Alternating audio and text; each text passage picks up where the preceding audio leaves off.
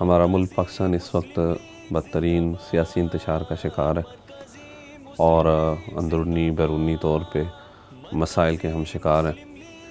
پاکستان کے اندر اس وقت لڑائی جاری ہے اور ملک کے اندر ہی املاک کا نقصان ہو رہا ہے اور وہ کچھ ہو رہا ہے جو نہیں ہونا چاہیے تھا۔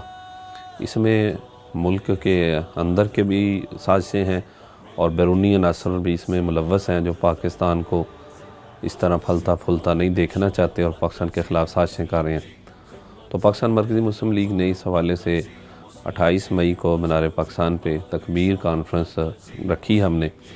انشاءاللہ تعالی ہم پاکستان کی سیاست کا رخ انشاءاللہ تعالی بدلیں گے۔ تکبیر کانفرنس 28 مئی مینار پاکستان لاہور انشاءاللہ۔